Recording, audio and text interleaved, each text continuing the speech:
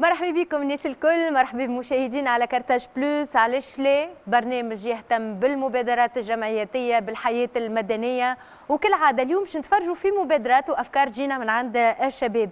اليوم يبدا الدور الثاني اللي باش نرجعوا به الى باجة توزر وقفصه، باش نرجعوا من الاول بالكل وباش نشوفوا الجمعيات اللي ما ربحوش خاطر عملوا مبادرات جدد باش نكتشفوهم. مانيش وحدي، نستقبل ضيوفي زينب المالكي الإعلامية ومتابعة للشأن الجمعياتي. مرحبا بك زينوبة. ميرسي. وصديقتي أيضا زيادة خلود. شكرا لك، شكرا لك، يعيشك. نستقبل زادة صديقنا الكل، صديق كل الإعلاميين والشباب، زادة محمد الجويلي، أستاذ في علم الاجتماع ومدير سابق للمرصد الوطني للشباب. أستاذ مرحبا بك. أهلا وسهلا، مرحبا بك. يعيشك. حضوركم يشرفنا على خاطر باش تشوفوا معنا المبادرات، باش تقيموهم، تعطيونا رايكم، تقولوا لنا شنو يزيدوا، شنو ينجموا يحسنوا، وخاصة باش تشجعوا المشاهدين انهم يواصلوا التصويت على 85-010. كما قلت لكم في الدور الثاني اليوم باش نرجعوا من الاول الكل، معناها باش نرجعوا الباجة. قبل ما نشوفوا المبادرات الجديدة هات نتذكروا مع بعضنا كيفاش كانت المبادرات من الاول بالكل في الدور الاول ونرجعوا معكم.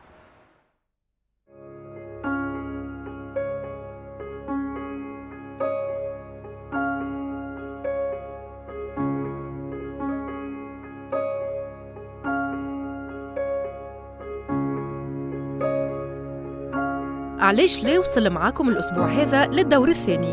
المنافسة بدأت تكبر وفي كل ولاية مرينا بها ترشحت جمعية، لكن الزوز جمعيات اللي تبقاو عندهم فرصة للتنافس مرة أخرى في الدور هذا بهدف الالتحاق بالجمعية الفايزة على المستوى الجهوي. وكما بدينا بولاية باجة نرجعوا لباجة باش نقابلوا فيها كل من جمعية صوت الشاب بباجة ومحلية الهلال الأحمر التونسي بنفذة باش نتذكروا شنو كانت مبادرتهم في الدور الأول، شنو أنجزوا فيها وشنو انطباعاتهم على مردودهم. جمعية صوت الشاب بباجة كانت بادرت بتوفير فضاء دار الجمعيات وتهيئتها باش تمثل نواة عمل جمعياتي تكون على ذمة كل الجمعيات المحتاجة لفضاء عمل في الولاية.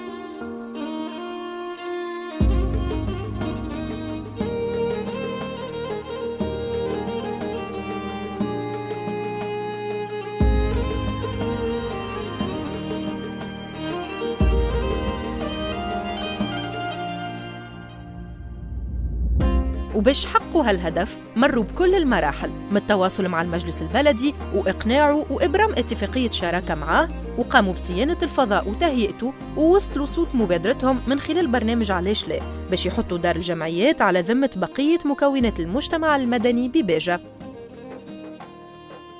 انتباعي اللي هي تجربة تحفونا. دونك نحن كي شاركنا المرة الأولانية حاطين اللي فما ربحوا فما خسارة، وهو ما يسمش برشا خسارة، على خاطر هاكا عندنا توا فرصة باش نجموا نزيد نوريو أفكارنا والأنشطة اللي نعملوا فيها. التجربة الأولى اللي عشناها كانت تجربة حلوة برشا، تفرجوا فينا برشا عباد، اقتنعوا بينا برشا عباد بالفكرة، على غالب ما تعديناش. دونك هذا ما ينجم يزيدنا كان حماس باش نختاروا فكرة أخرى وباش نقدموا إن شاء الله الفكرة المرة هذيا تنال الحظ.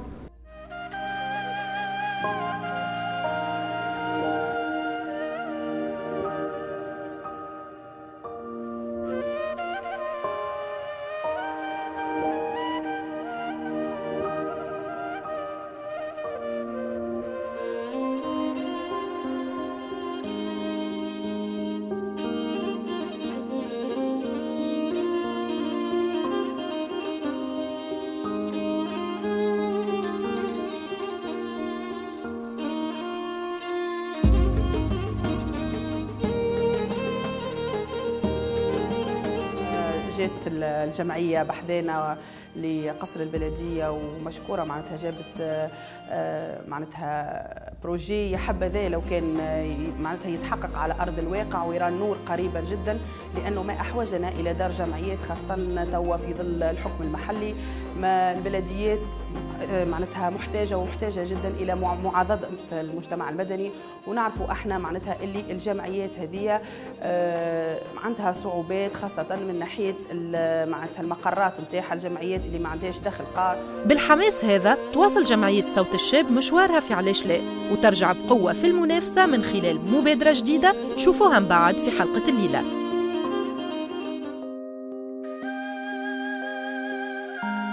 الجمعية الثانية اللي رافقناها في الدور الأول في باجة هي الهيئة المحلية للهلال الأحمر التونسي بنفذة.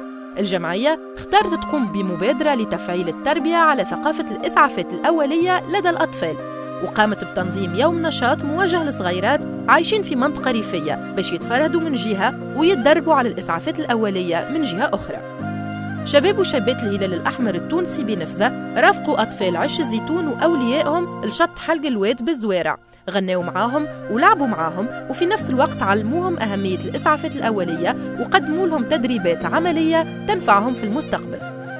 اسمها نميرة، شعرها جميل، ذيلها طويل، لعبها يسلي.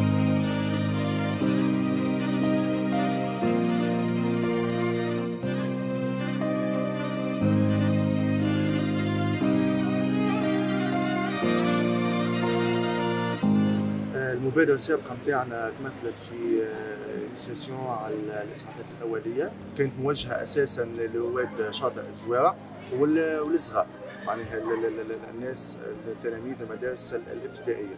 دخلنا بها في المسابقة، للأسف معناها ما نجمناش نتعدوا، لكن زالت عندنا الفرصة هذه تاع الخدمة نتاعنا اليوم، إن شاء الله باش نتعدوا، باش نواصلوا في البرنامج، باش نواصلوا في الحلم نتاعنا، في المشروع نتاعنا في تجسيد المركز التربية على الإسعافات الأولية بنفذة. شباب وشابات الهلال الأحمر بنفذة مواصلين في الدور الثاني في مبادراتهم التوعوية في جهتهم في باجة، وباش يوسعوها أكثر في نشاطهم اللي باش نتبعوه الليلة في حلقة علاش لا.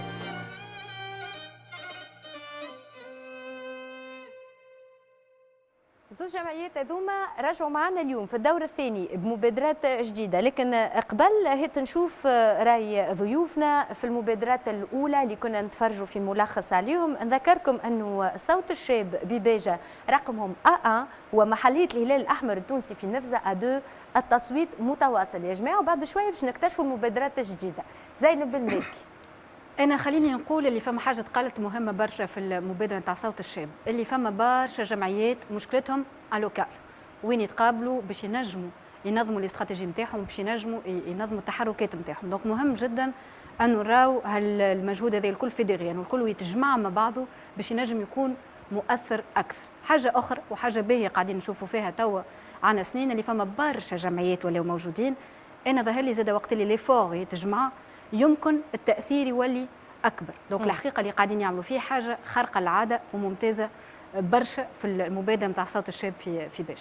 تقاسم الفضاء، تقاسم الاقتراحات والمبادرات. سي محمد جويلي، الشباب هذوما يحبوا يخدموا مع بعضهم، ما همش لاقين كيفاش.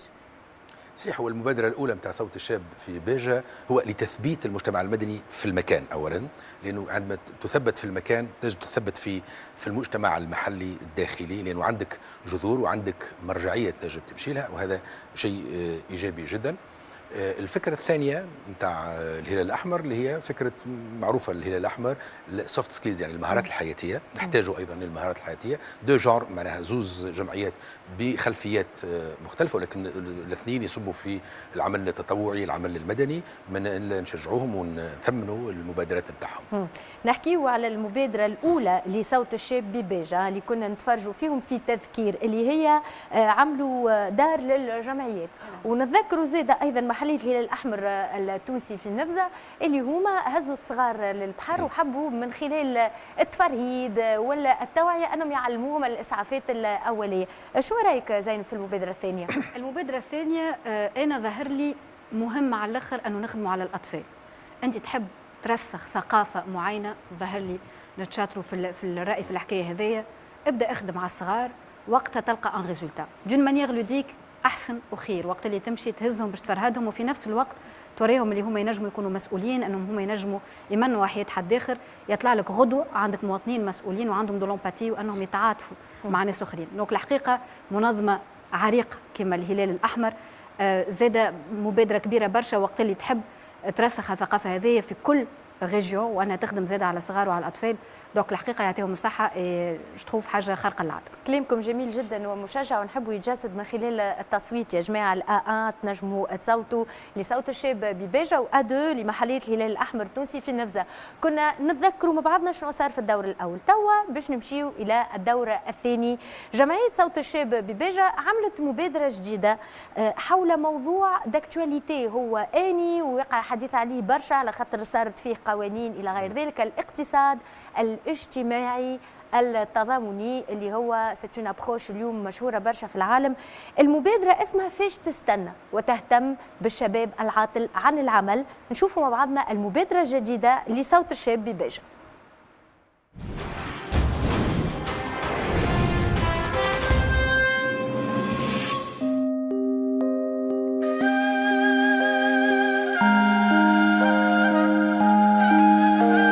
جمعية صوت الشاب بباجة اختارت لمبادرتها في الدور الثاني أنها تكون اسم على مسمى وتكون صوت الشاب اللي حاول يلقى طريق وتعاونوا قبل ما ييأس.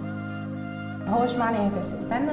هو متوجه للشباب العاطلين عن العمل اللي عندهم أكثر من 10 سنين وفما شكون حتى أكثر برشا 14 سنة.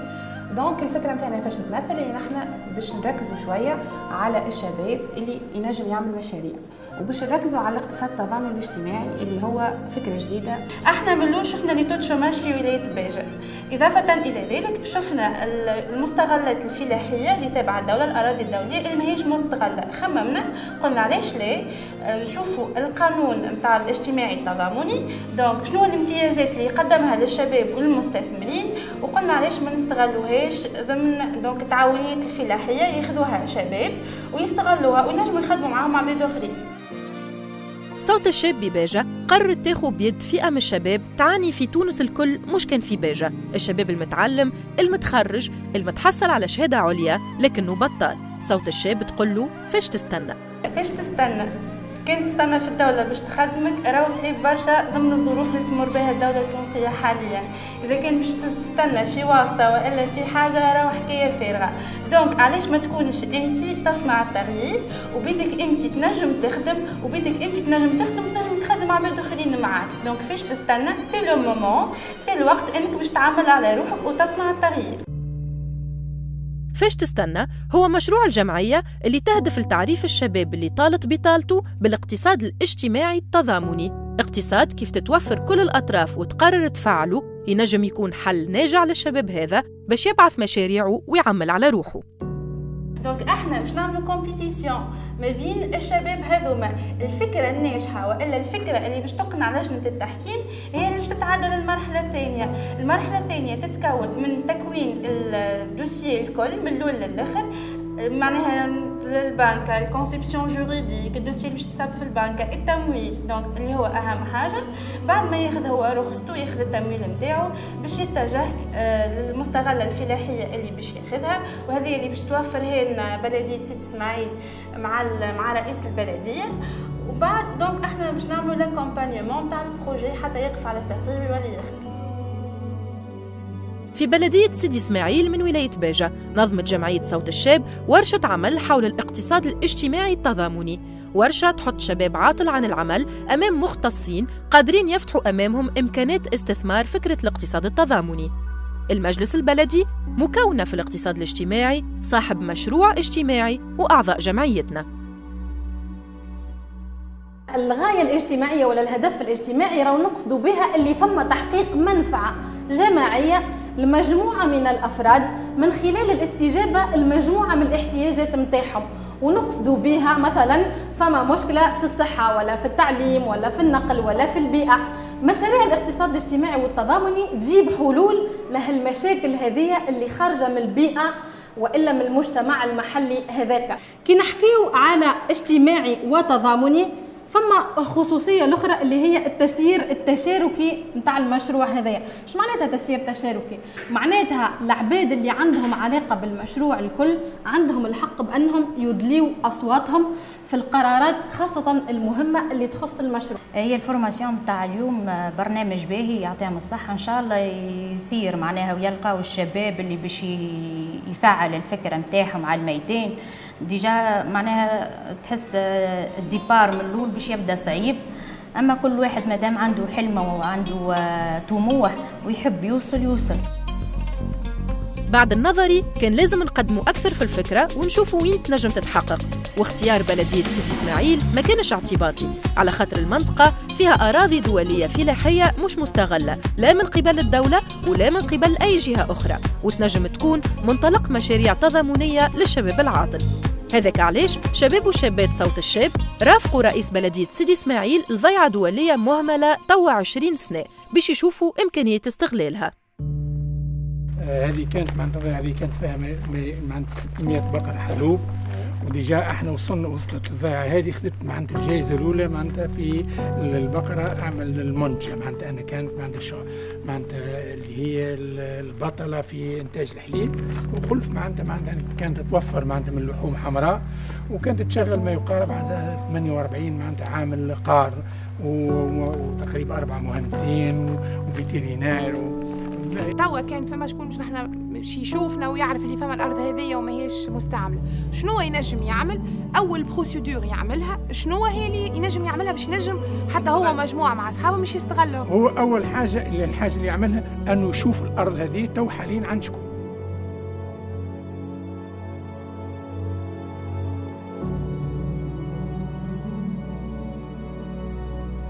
تطمح جمعية صوت الشاب أنه مشروع فاش تستنى يرى النور في سيدي إسماعيل باش ينجم يتعمم على أغلبية معتمديات ولاية باجة ويستفاد منه أكبر عدد من البطالة. المشروع باش يكون إن شاء الله في المعتمديات تاع ولاية باجة الكل، باش نبداو توا بتجربة نموذجية اللي هي باش تكون في بلدية سيدي إسماعيل. اخترنا البلدية هذه علاش؟ على خاطر البلدية برشا فيها اماكن فلاحيه ماهيش مستغله وتكون سورس كبيره للي يحب يعمل مشروع فلاحي. البروجي هو مش بروجي سهل، دونك باش يلم برشا عباد وباش يضم برشا عباد، المستثمر باش يدخل معاه برشا عباد تخدم، دونك نعرفوا اللي الفلاحه مش قايمه على واحد والا زوج، دونك قايمه على ايكيب كامله، دونك بهذا نجموا نحدوا اكثر من نسبه البطاله ونجموا دونك الفلاحه نتاعنا تتطور، خاطر لي بروجي اللي باش يتخدموا بافكار شبابيه جديده، باش يكونوا عندنا منتجات بيولوجيه زادة باش يتسميو باسم المستغلة الفلاحية هذيك. إلى جانب التعاون مع المجلس البلدي، سعى شباب وشابات الجمعية إلى التواصل مع اتحاد الفلاحين ومع المندوبية الجهوية للمرأة والأسرة والطفولة وكبار السن. والسبب وجيه وعملي هو أن وزارة المرأة عندها مدة تشتغل على تجربة الاقتصاد الاجتماعي التضامني، وتنجم بالتالي تكون سند كبير المشروع فاش تستنى. باش نستدعاو العباد اللي عندهم أصحاب القرار، باش نبداو وزارة المرأة كما تعرف برنامج اسمه برنامج رايدة يعاون برشا في اللي باش يعملوا يعطيو دي ميني بروجي. بالنسبة لجمعية صوت الشاب أنا تقريبا نعرفها من قبل، مش أول مرة معنا نتقابلوا، مش أول مرة نكونوا في نشاط مشترك. ثم عندهم أنشطة ياسر تعجبني موجهة للشباب، وهي ذاك الأساس بالنسبة لنا نحن في المندوبية. جمعية صوت الشاب وبعد العمل على تفعيل أهم الشراكات في المبادرة هذه اختارت زوز شباب من حاملي الشهادات العليا العاطلين عن العمل في المنطقة، واللي نجم يكون مشروع فاش تستنى طوقهم للنجاة، واللي هما وفاء طبوبي ومعتز العمراني.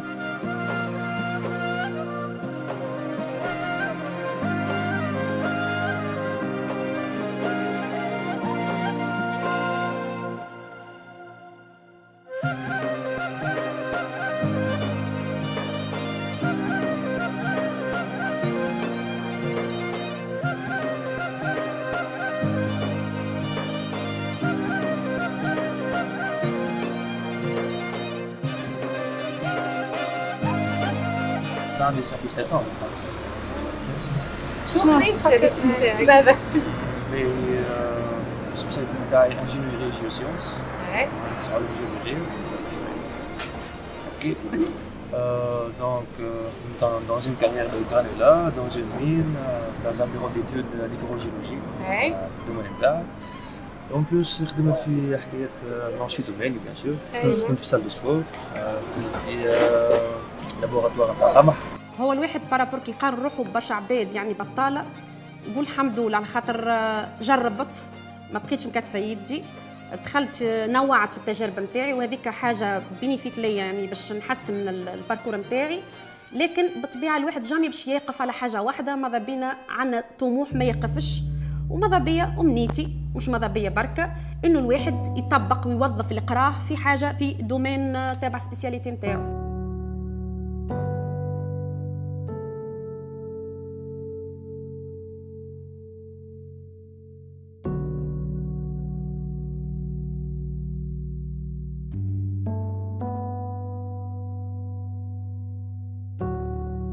هما الساعة يعطيهم الصحة صوت الشباب اللي كلموني، أنا كنت معاهم الساعة عندي مدة. ديجا دخلت في الحياة الجمعياتية عندي بريسك 3 سنين هكاك. كان عندي كونترا مع جمعية، كنت مع صوت الشباب، مشيت لجمعية واحدة أخرى. قلت بيني وبين روحي علاش لا نجم نعطي فرصة لروحي مرة أخرى ونجيب فكرة نتاع مشروع تكون فكرة جديدة ولا حتى فكرة واحد يعمل فيها تجديد باش يخرج من الوضع اللي هو فيه تويكا، خاطر حالة البلاد صعيبة على الآخر، وظيفة عمومية معناها الناس الكل لازم تنساها. دونك الشاب لازم يعمل على روحه ويحل المشروع نتاعو الخاص. نوجه الشكر اولا للجمعيه هذه، جمعيه صوت الشاب، يعطيهم الصحه انهم خمموا برشا في الشباب اللي هو اكثر عضو في الشعب ككل متمرد وقاعد يسعى باش يحسن في عيشته وباش يلقى مورد رزق. هذه اكثر حاجه، مورد رزق باش يعيش به. وفاء ومعتز بعد ما تقابلوا مع شباب وشابات الجمعية وتعرفوا على فكرة الاقتصاد الاجتماعي التضامني وفهموا المشروع، تعداوا للمرحلة الموالية اللي برمجتها جمعية صوت الشاب لإطلاق مشاريعهم على قاعدة صحيحة، وهي المرور بمكتب دراسات مختص لدراسة المشاريع. نحن نعاونوا لي نوفوز انتربرونور من الديبي، من الفكرة في حد ذاتها، نحكيو فيها اللي انت تبدا تخمم فيها بطبيعة الحال، اسكي لي غيالمون انتريسونت ولا لا، ولا نزيدوا نطوروا فيها شويه باش تكون غياليزابل وتكون رونتابل بطبيعه الحال. هذه من الفكره. نشوفوا لي كومبيتونس نتاعك، ندرسوا الموضوع هذايا دو بوين دو فيو الشخصيه نتاعك بطبيعه الحال، ونحضروا ليتود دو بروجي نتاعنا من لي فولي نتاعو الكل، ايكونوميك، فينانسيي، جوريديك. مكتب الدراسات باش يوفر معطى مهم لإنجاح المشاريع واللي هو دراسة الجدوى، وفي الاجتماع هذا طرحوا كل من وفاء ومعتز أفكار مشاريعهم للنقاش. اجتماع العمل الأول هذا تم تتويجه بتوقيع اتفاقية الشراكة بين الجمعية ومكتب الدراسات، شراكة هامة باش تعزز فرص نجاح مشاريع وفاء ومعتز ومن بعدهم غيرهم من الشباب العاطل اللي باش يشارك في مشروع فاش تستنى مع جمعية صوت الشاب بباجة. الشراكه هذه نحن بروبوزين عليهم باش يكون لي كوميسيون تاعنا بالنسبه للشباب اللي يجيونا من ناحيه لاسوسياسيون هذه افيك اون ريدكسيون نتاع 20%. دو ميم بروبوزين عليهم وقلنا لهم علاش لا ما نجيوش بحذاكم لللوغو نتاعكم للاداره نتاعكم ونعملوا لي فورماسيون بالنسبه للشباب هذوما مره في الشهر كلكو سوا لو تيم اللي انتوما تختاروه. فاش تستنى مبادرة ساعات الجمعية لتفعيلها في وقت قصير بجمع كل الأطراف وتوفير أكثر ما يمكن من شروط إنجاح مشاريع تضامنية للشباب العاطل في سيدي إسماعيل، مشروع يهدف لقطع نزيف الوقت اللي يجري بالشباب هذم من غير خدمة ومن غير أمل في وضعية اقتصادية فاعلة.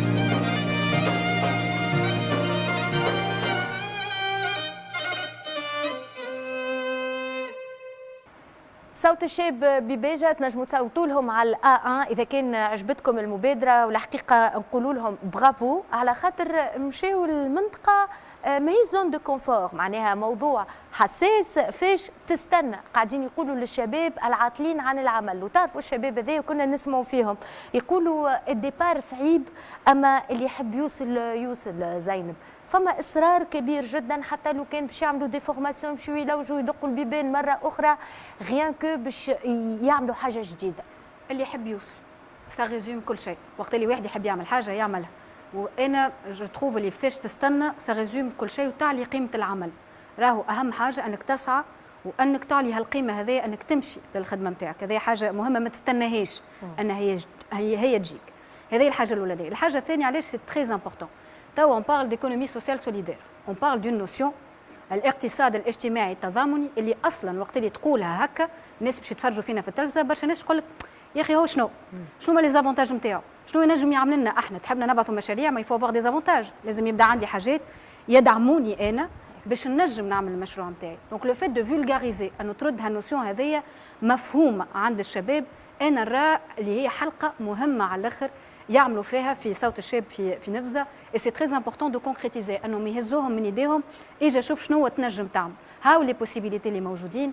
ظهر لي خدمه كبيره برشا من الناحيه هذيك. تنجموا تصوتوا لهم على A1 على 85 010 باش نعطي الكلمه سي محمد جويلي.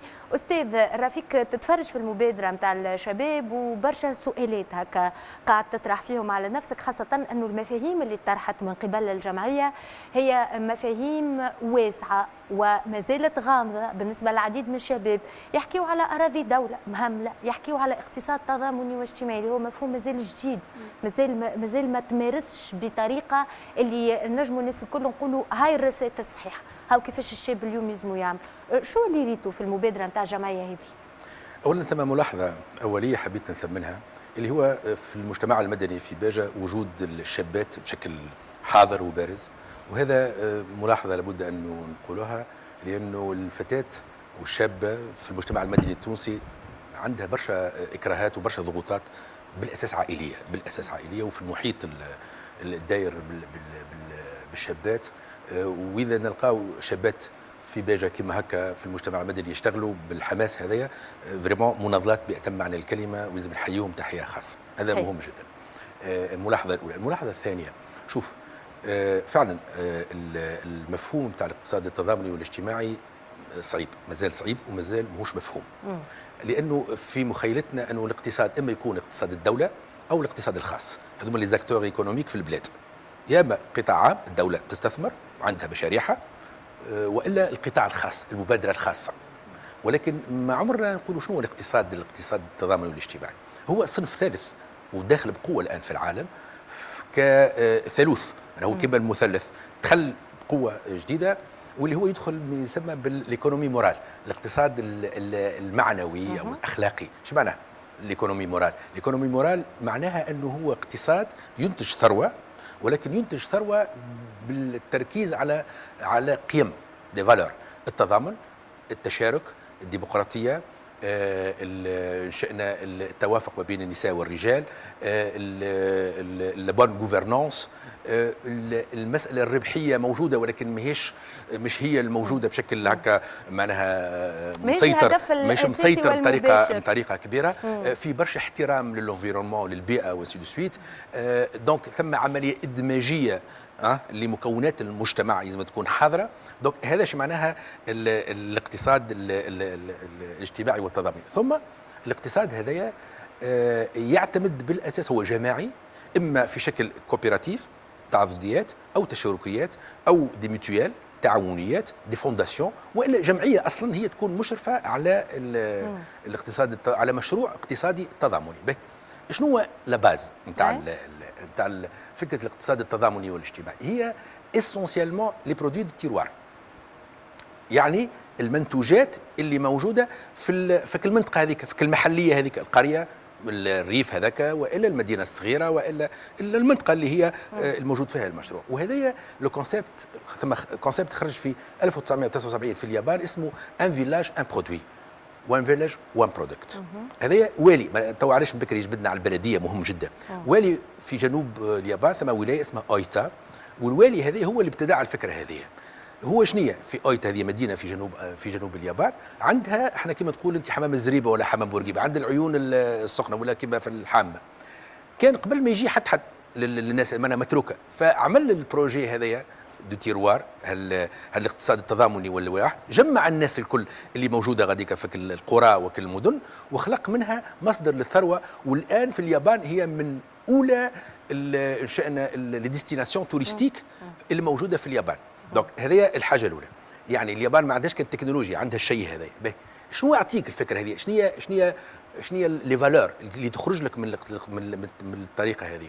هو اولا انك انت تشد الناس للمكان بتاعهم، مساله النزوح والموبيليتي وكذا تنقص. واحد. اثنين، تنجم تعتمد على التاريخ وعلى التراث نتاع الجماعه الموجودين غاديك، خاطر هما دي برودوي متوارثين اب عن جد. انك انت تدخل عليهم تطوير جديد، بس ما تخليهمش بنفس الطريقه، ولكن تطورهم وتعطيهم قيمه جديده، معناها اون فالور اجوتي جديد، لومبالاج والكوميرسياليزاسيون والاسم وسي دو سويت. ثم ان هي تخلق اكل لي في جينيراسيونيل، الجد اللي عنده الصنعه يعداها لولده والولد يعداها للحفيد وسويت، وتعطي قيمه لهويه القريه ولا هويه المدينه هذيك ولا هويه الجهه هذيك، تولي من المحلي تمشي للوطني تمشي للعالمي اصلا.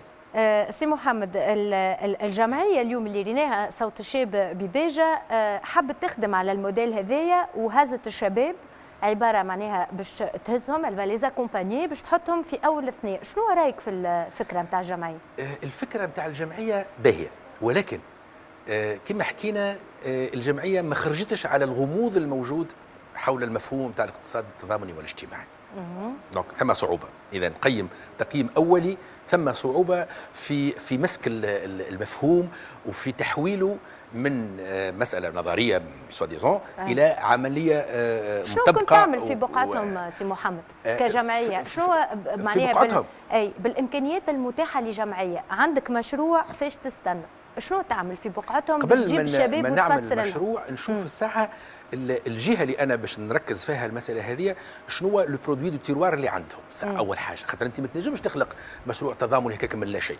دونك ثم ان برودوي دو تيروار، اما ان تكون بنمتير مثلا تبع جندوب، تكون مثلا منطقه سياحيه بيئيه، سا سي ان برودوي دو تيروار، اما ان تكون مثلا في نفزه عندهم مثلا الفراز وكل الحاجات مثلا، ثم دي برودوي دو تيروار موجودين في ولايه باجه. معناها تجيب المنتوج قبل ما تجيب الناس اللي باش تخدم على المنتوج.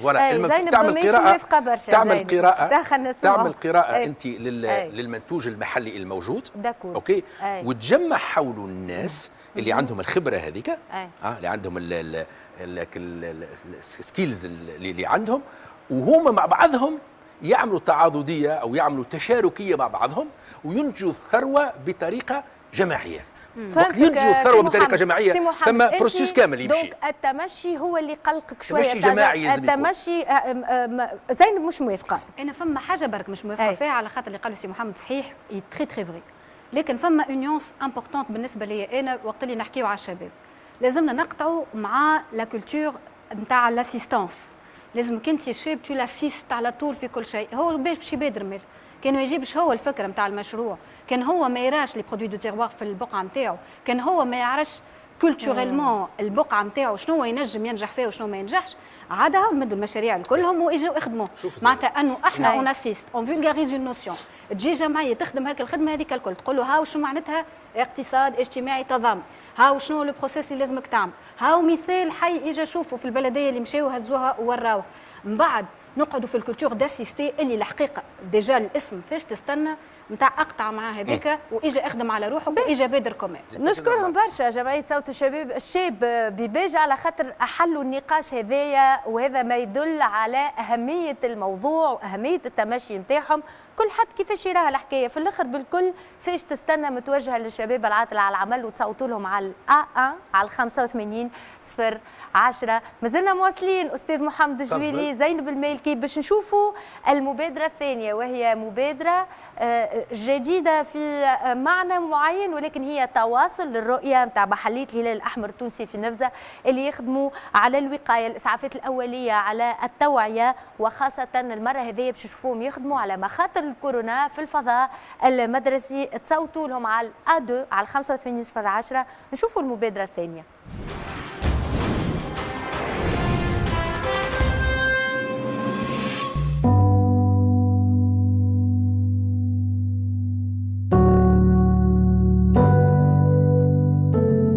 في الهيئة المحلية للهلال الأحمر بنفزة، الشباب والشابات الناشطين قرروا يواصلوا في التمشي اللي بدأوا به المبادرة في الدور الأول، واللي يكرس هدف منظمة الهلال الأحمر ككل: التوعية في مجال الإسعافات الأولية والتربية على التوقي من الحوادث والكوارث الطبيعية.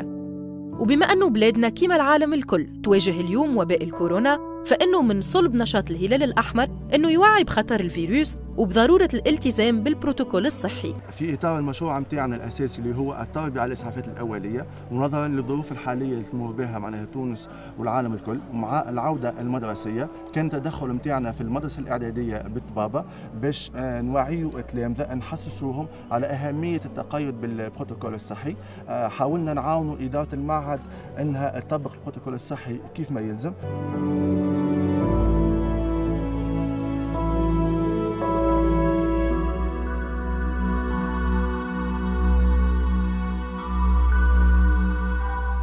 محلية الهلال الأحمر بنفذة تختار دائماً الشريحة العمرية الأهم اللي تمثل مستقبل باجة، وهي الصغار والتلامذة، وخاصة اللي يعيشوا في مناطق بعيدة عن العمران. على هذاك بدأت المبادرة في المدرسة الإعدادية الطبابة، وبدأوا الشباب والشابات النشاط متاعهم من أمام الكوليج جنباً إلى جنب مع قوات الحرس الوطني.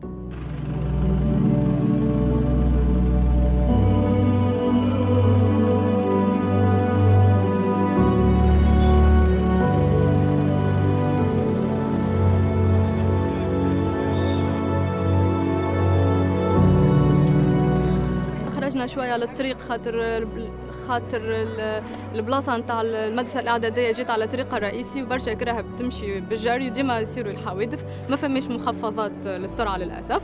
دونك خرجنا فرقنا شويه مطويات تخص السلامه المروريه على الكراهب اللي متعديه. تصور انت معها مدرسه اعداديه سامحني موجوده على الطريق الرئيسي، فماش مخفضات سرعه. استفسرنا من المدير هنا ثم حوادث تصير لهنا. اما ونفس الشيء الافراد البشريه موجوده برشا، الافكتيف موجود، اما افكتيف ما هواش واعي وما يعرفش كيفاش يتصرف، ما عندي ما نعمل به. كيف لهنا كان نجموا نذكروا بالحادثه الاليمه نتاع عمدون في الانقلاب الحافله اللي صارت. الافكتيف البشري موجود وعمليه الاليرت الاعلام صارت، اما انت في الوقت هذاك وقت اللي يعود عندك اشخاص تنجم بحاجه بسيطه تنجم تنقذ ولا تساهم في انقاذ حياته واما ما تنجمش تعمله، هذاك الحاجه اللي تغيظ صراحه. هذاك علاش احنا نطمحوا تربيه الناشئات اويك على مبدا الاسعافات الاوليه وثقافه الاسعافات الاوليه، خاطرها هي شنو كي نعرفوا التعريف البسيط نتاع الاسعافات الاوليه، هي حركات بسيطه مجعوله لانقاذ حياه. يعني ينجم يكون انسان صغير ولا انسان كبير راشد ينجم يقوم بهم وينفذهم.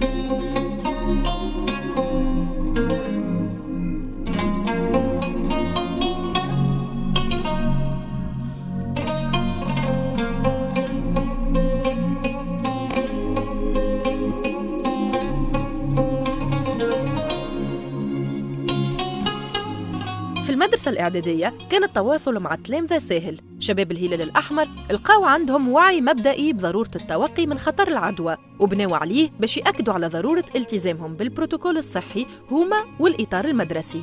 جيناكم اليوم باش نعملوا حملة تحسيسية على الكورونا.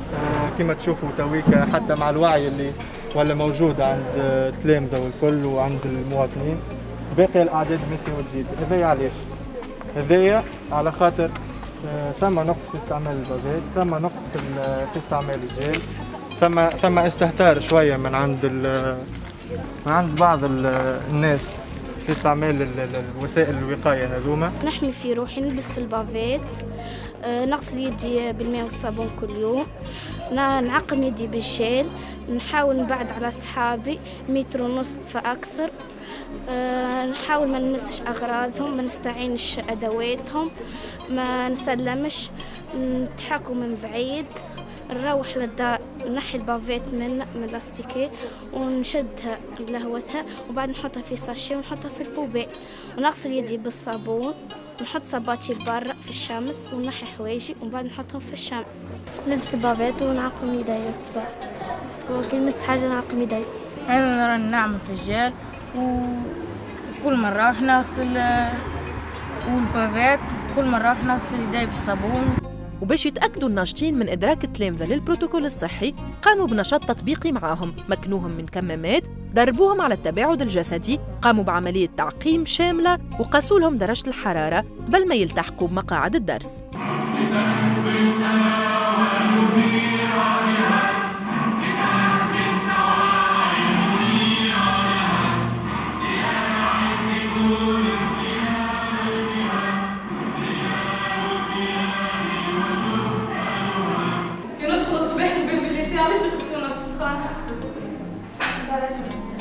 خاطر الكورونا نعمل ارتفاع في درجة الحرارة. ديما نلبس كمامة، اللي بعد مترو على العبد نحكي معاه، ما نقولش قداش صاحبي، ما نعطيش دبشي لصاحبي.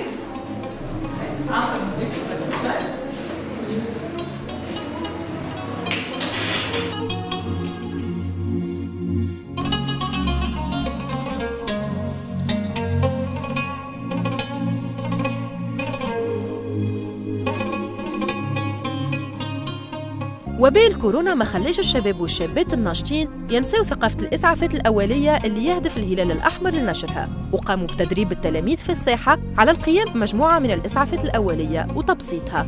أنت أول حاجة باش تلقى الشخص هذاك مرمي قدامك باش تحاول تنقذه. أول حاجة نحمي روحي، ثم نحمي روحي، ثم نحمي روحي، وبعد نولي نخمم نحمي الناس اللي دايرين بالشخص هذاك، وبعد نحمي الشخص هذاك. نجي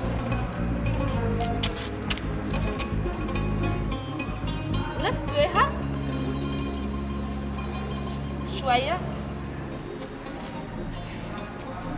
بعد نهز راسها هكا شوية، نحللها فمها ونحاول نحط راسي بالطريقة هذه. هذه في حالة كسر اليد.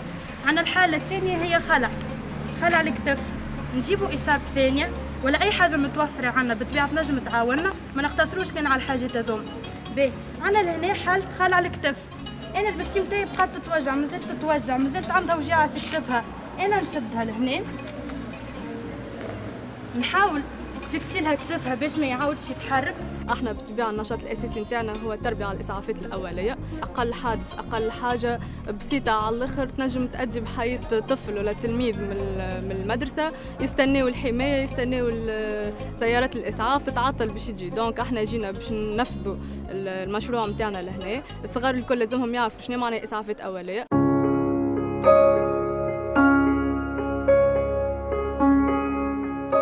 أطفال المناطق هذه بجهة باجة يعيشوا أخطار أخرى، منها حوادث الطرقات وأخطار الطريق نحو المدارس، بما أنه الطبيعة في المناطق هذه تنجم تكون صعيبة. هذاك علاش واصلت محلية الهلال الأحمر بنفذة نشاطها في منطقة أخرى باش توصل للأطفال الأكثر احتياجاً للتوعية بثقافة الإسعافات والتوقي. احنا الهدف نتاعنا أن نوصلوا صوتنا لأكثر ما يمكن، نوريوا للصغار أكثر ما يمكن ونعلموهم شنو معنى إسعافات أولية. مشروعنا باش يتواصل في العديد من المدارس الابتدائية، المعاهد الثانوية، المدارس الإعدادية. إن شاء الله نوصلوا نحققوا حلمنا والهدف نتاعنا اللي هو تكوين مركز التربية على الإسعافات الأولية.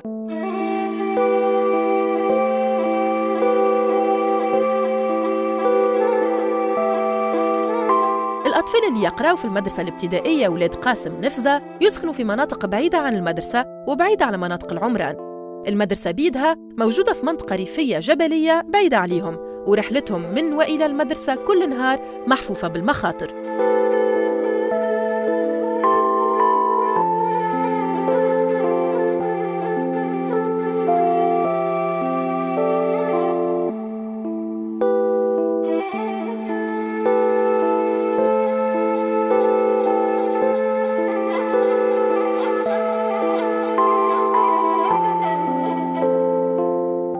هذه واعرة صغار عمرها 6 سنين وشعب واد، ونقولوا نحن شعب بلغتنا، نحن هو واد وعذب وحجر وما ينجموش يمشوا، تسيبوا مطر يحبسوا ما عادش يهبطوا المكتب، ما عادش يمشوا. المكتب بعيد يعمل 3 كيلومتر على المدرسة، على السفن.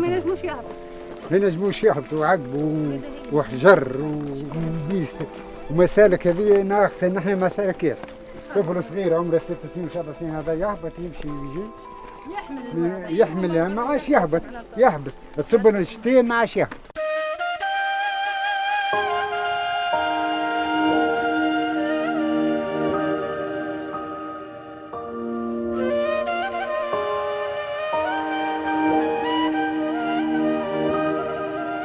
الصغار لهنا يعانيوا من غياب وسائل النقل، ويمروا يومياً على أودية ممكن تسبب خطر كبير سواء في مواسم الأمطار أو خارجها.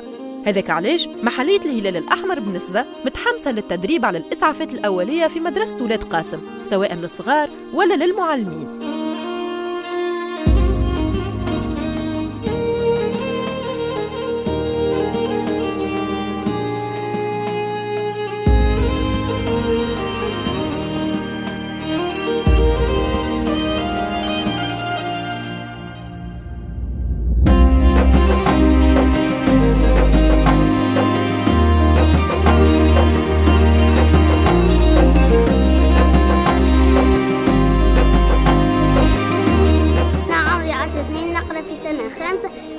اليوم تعلمت اني نغسل يدي بالصابون ونعقمها بالجل المطهر.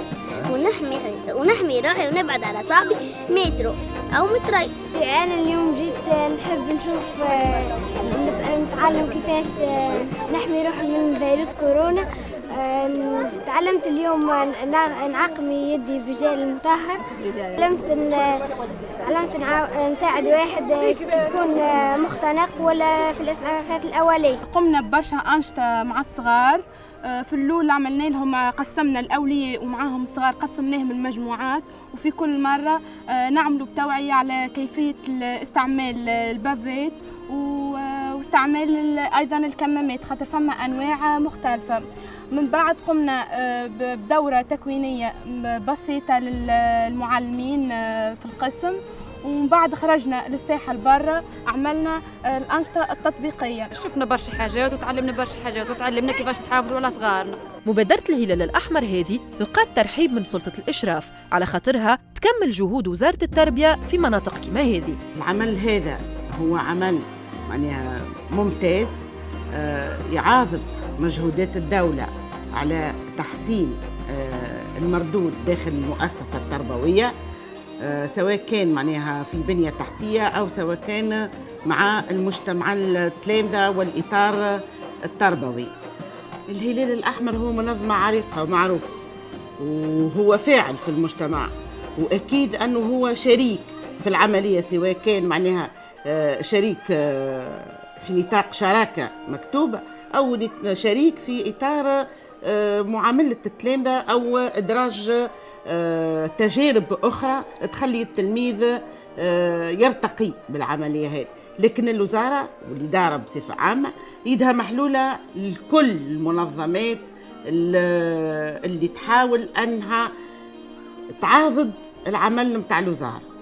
مبادرة الهلال الأحمر بنفسها تحاول أنها تتوسع باش تمس أكثر ما يمكن من التلامذة والمدرسين والأولياء في المؤسسات التربوية في الجهة، وتعمل على أنها تتنقل دورياً بين المدارس في انتظار أنها تحقق حلمها للجهة اللي تعرفنا عليه منذ مبادرتهم الأولى في علاشلاء، وهو إقامة مركز تكوين قار للإسعافات الأولية.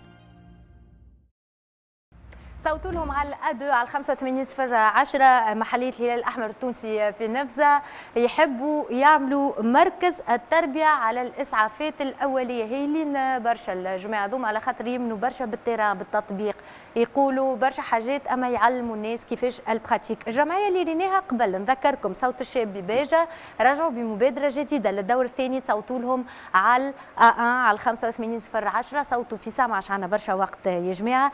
ناخذ رايكم زينب المالكي وبعد أستاذ محمد جويل.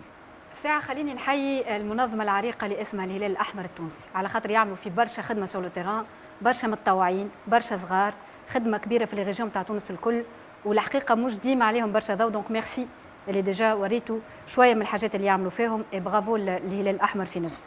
الحاجة اللي أنا بيرسونيلمون تمسني برشا وجو تخوف اللي التأثير نتاعها أكبر برشا زادة وقت اللي نتعاملوا مع الأطفال، وقت اللي نسنسوهم بحاجه اللي باش تقعد معاهم العمر الكل، وقت اللي الحس المواطني تزرعوا فيهم اللي هما صغار، حس المسؤوليه تحسسهم به ملي هما صغار. صحيح البلايص اللي في الارياف الكلهم الناتور صعيبه، لكن فما حاجه مهمه زاده، اللي كان لا يقدر تصير حاجه باش توصل به المستوصف ولا سبيطار ولا غيره، ساعات لا يقدر يبدا فات الفوت. دوك انه يبدا الناس اللي تسكن عندها لي ريفلكس باش تعمل الاسعافات الاوليه حاجه مش مهمه، حاجه فيتال.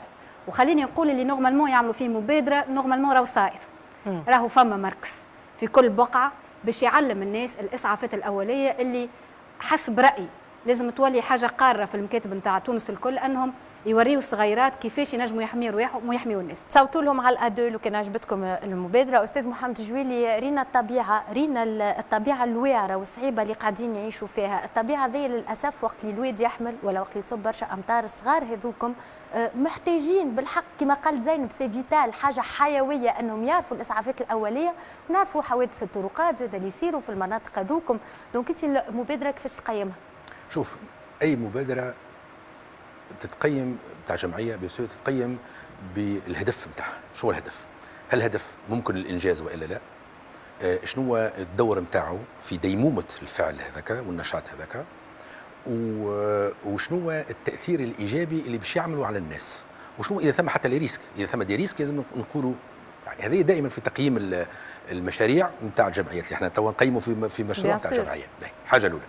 الحاجه الثانيه الجمعيه هذه نعتبر انه هدفها واضح، بمعنى انه في الاخر ثم انشطه، ولكن الهدف النهائي هو تركيز مركز للتربيه على الاسعافات الاوليه في نفس ديجا في نفسه. هذا المشروع واضح والهدف نتاعو واضح ويحقق الديمومه، لانه الاشياء اللي نشوفوا فيها انه يمشيوا للمدارس، هذه في المدارس كل ما تنجم تصير مره مرتين وانتهت الحكايه معناها. فاذا باش يعملوا مركز دونك احنا باش نخلقوا تجذر السلوك هذاك عند الناس، لانه المركز باش يامن الشيء ويامن الديمومه نتاعو. هذه الملاحظه الاولى. الملاحظه الثانيه المدرسه، اللي المدرسه دائما ثم سكون ابل لي انتيليجونس مولتيبل، الذكاءات المتعدده في المدرسه. المدرسه تعطيك الذكاء الرياضي الفيزيائي، الذكاء اللغوي، الذكاء كذا، ولكن هذه لهنا اعطت ديمونسيون اخرى اللي المدرسه التونسيه تهملوا معناها بطريقه معناها خايبه برشا، اللي هو الذكاء المحيطي اللي مربوط بالانفيرونمون العلائقي، علاقتك بالجسد، علاقتك بالمحيط، اللي هو سيتون انتيليجونس مهمه جدا، اللي المدرسه مالوريزمون والاولياء والكل المنظومه التربويه ما تعطيش قيمه، حتى اذا تعطي قيمه معناها عرضيه. يعني باش نسالك في النطاق هذايا الانديفيدواليزم والايغويزم، ان الانسان يكون اناني ولا يحب متفرد برشا في اراء وكل شيء، هذا ينجم ينقص منه وقت الطفل تعلموا انت انه يعمل الاسعافات الاوليه، يقسم لي كونيسونس نتاعو، يساعد، يسعف، نجم تضمن مستقبلا انه يهز معاه برشا جينيروزيتي، برشا عطاء. سي نورمال. الغيريه معناها انك انت تشتغل للاخر وتعطي من عندك للاخر، معناها لي فالور اللي موجود فيها الهلال الاحمر وكل الجمعيات صراحه اللي تعديهم للشباب وللمنتفعين بالانشطه هذه ما تنجم تكون الا دي فالور مهمين جدا، اللي فيهم تقاسم، اللي فيهم مشاركه، اللي فيهم عطاء، واللي فيهم كلها اشياء ايجابيه. ونعتقد انه والجمعيه نحب نزيد ديما نقيم العمل نتاع المشروع هذايا هو انه متسق برشا مع الواقع المحلي. فيضانات ما زلنا الشتاء عندنا مشاكل تاع فيضانات، طرقات وتحدثتوا عليها، دونك المسالك الوعره، دونك كل السياقات الصعبه تعطي نوعيه المشروع هذا. دونك فما الانسجام الكبير ما بين الحاجه المحليه بتاع التلامذه بتاع الناس هذيك وما بين فكره المشروع، وهذا ايضا نقطه ايجابيه تحسب لهذه الجمعيه. زينب، لي دو انيسياتيف معناها المبادرات زوز دايوخ نذكر بربي الA1 صوت الشاب بباجة والA2 هما محلية الهلال الأحمر التونسي في نفزة، وتصوتوا لهم على 85/10 ما عادش راهو دقائق على التصويت. يفضلكم صوتوا للزوز، صوتوا الكل، محلاهم بالحق، يستحقوا تصويتكم باش ينجموا هذا الكل يحقوا. ها ونحن نذكركم في الدور الثاني يعني بدينا نقربوا بشوية بشوية للمستوى المحلي ثم للمستوى الوطني. زينب، ريتك تشوف في التصاور افيك بوكو ديموسيون، ديما فما ضيوف يبداو يتفرجوا ببرشا عاطفه، ليميت معناها تقول يلزمهم يخلطوا مساكن، علاش لتوا مركز كيما هكا يلزمهم يعملوا لي فور هذه الكل حقه موجود.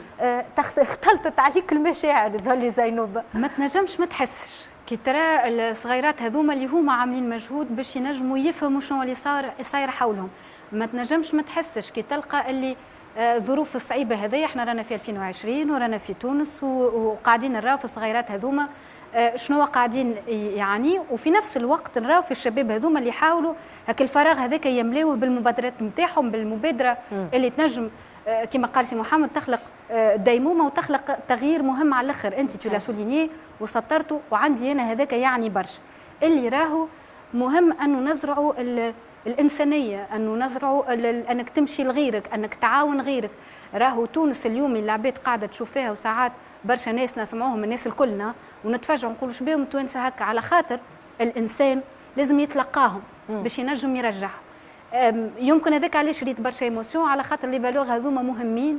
كان غدوة نحبوا نحكيوا على حياة مشتركة، ونحكيوا على قيم مشتركة، ونحكيوا على مواطنين بالحق صالحين. والحقيقة زادة نستغرب كيفاش وقال سي محمد وإلى سوليني وعنده الحق، المدرسة متاعنا مهم أنه نتعلموا الحساب، باهي أنه نتعلموا الإيقاظ، باهي أنه نتعلموا برشا حاجات، لكن فما في تكوين الإنسان مهم أنه المايون هذا يكون موجود. شانتي آخر هذايا توا ماناش نحكيو عليه جملة، هاو الجمعية هذايا على الأقل تحب تعمل حويجة من الحاجات هذوما. بيان سور دور المجتمع المدني هو يشوف الحاجة كما قال سي محمد، يشوف لو بوزوان في المناخ الجغرافي الاجتماعي خاصة، ويحاول أنه يجاوب عليه. وكما رينا الجمعيات اليوم قدموا مبادراتهم.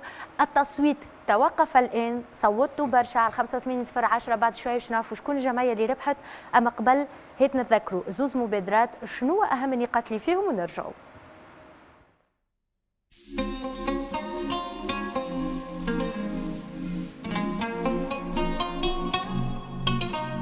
في حلقة الليلة من علاش لا الدور الثاني لجمعيات ولاية باجة تبعنا زوز جمعيات في زوز مبادرات.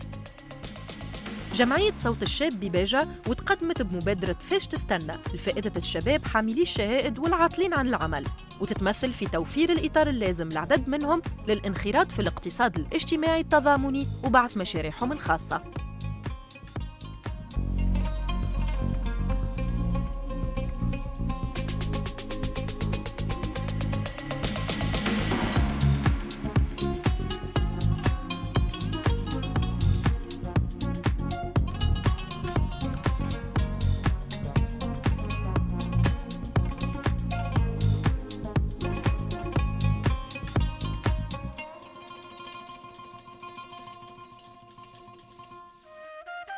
محلية الهلال الأحمر التونسي بنفذة وتمثلت مبادرتها في حملة توعية بمخاطر وباء الكورونا وتدريب على الوقاية منها وعلى الإسعافات الأولية لصالح تلاميذ زوز مؤسسات تربوية بالجهة، منهم أطفال يعيشوا في وسط ريفي جبلي محفوف بالمخاطر.